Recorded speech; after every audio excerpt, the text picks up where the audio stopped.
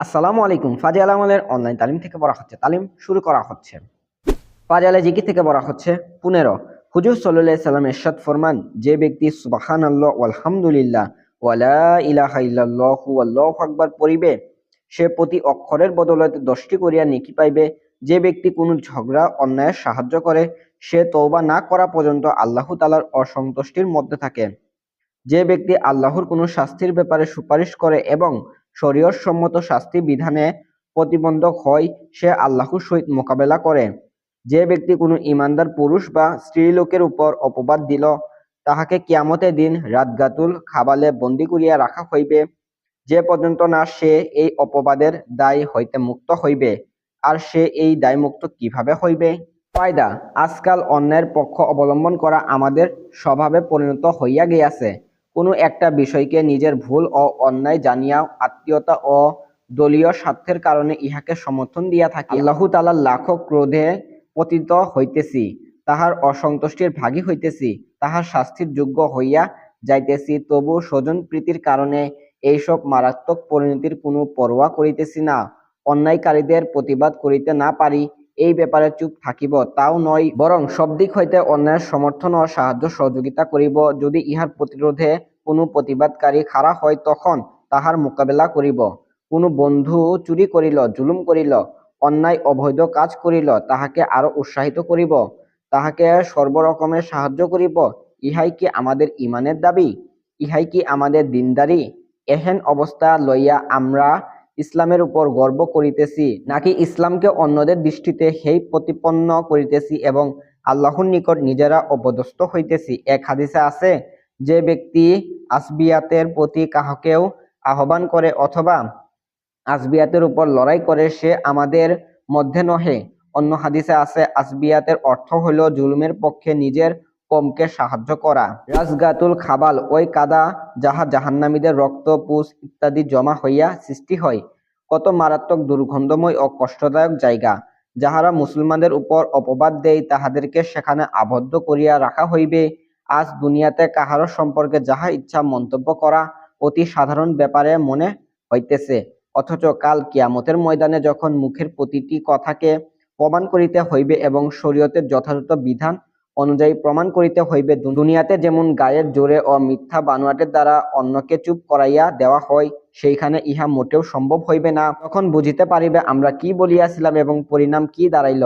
নবী করিম সাল্লাল্লাহু আলাইহি সাল্লাম ইরশাদ ফরমাইছেন, মানুষ বেপরোয়া হইয়া জবানে এমন কথা উচ্চারণ করিয়া বসে, যাহার কারণে তাহাকে জাহান্নামে নিক্ষেপ করা হয়। এক হাদিসে আছে, মানুষ ঠাট্টা করিয়া লোকদেরকে হাসানোর জন্য এমন কথা বলে, যাহার কারণে তাহাকে জাহান্নামের ভিতর আসমান হইতে জমিন পর্যন্ত দূরত্বে নিক্ষেপ করা হয়। হুজুর সাল্লাল্লাহু আলাইহি সাল্লাম আরো ফরমাইছেন, পা পিছলানোর অপেক্ষা জবান পিছলানো অধিক ভয়ঙ্কর। এক হাদিসে আছে, যে ব্যক্তি কৃত পাপের জন্য কাহাকে লজ্জা দিবে, মৃত্যুর আগে সে ওই পাপে লিপ্ত হইবে। ইমাম আহমদ রহমতুল্লাহ আলাইহি বলেন, ইহা ওই পাপ যাহা হইতে সে তওবা করিয়াছে। হযরত আবু বকর সিদ্দিক রাদিয়াল্লাহু তাআলা আনহু নিজের জিহ্বাকে ধরিয়া টানিতেন আর বলিতেন, তোর কারণে আমরা ধ্বংস হই। বিখ্যাত মুহাদ্দিস ও তাবেঈন হযরত ইবনুল মুনকাদির রহমতুল্লাহ আলাইহি ইন্তেকালের সময় কাঁদিতেছিলেন। কেউ কারণ জিজ্ঞাসা করিলে বলিলেন, তেমন কোনো গুনাহ করিয়াছি বলিয়া তো মনে পড়ে না, কিন্তু কাঁদিতেছি এই জন্য যে হয়তো এমন কোনো কথা বা কাজ হইয়া গিয়াছে, আমি যাহাকে সাধারণ মনে করিয়াছি, অথচ আল্লাহর নিকট ইহা কঠিন। 16। হুজুর সাল্লাল্লাহু আলাইহি সাল্লামের শেষ জীবনে এই অভ্যাস ছিল যে, যখন তিনি মজলিস হইতে উঠিতেন তখন এই দোয়া পড়িতেন, সুবহানাকাল্লাহুম্মা ওয়া বিহামদিকা আশহাদু আল্লা ইলাহা ইল্লা আনতা আস্তাগফিরুকা ওয়া আতুবু ইলাইক। কেউ আরজ করিল, ইয়া রাসূলুল্লাহ, আজকাল আপনি যে দোয়া পড়িতেছেন, ইহা পূর্বে কখনো পড়িতেন না। হুজুর সাল্লাল্লাহু আলাইহি সাল্লাম ইরশাদ ফরমাইলেন, ইহা মজলিসের কাফফারা। আরেক রিওয়ায়াতেও এই ঘটনা বর্ণিত হইয়াছে। ইহাতে হুজুর সাল্লাল্লাহু আলাইহি সাল্লামের এই ইরশাদ নকল করা হইয়াছে যে, এই শব্দগুলি মজলিসের কাফফারা এবং হযরত জিবরাইল আলাইহিস সালাম এইগুলি আমাকে বলিয়াছেন।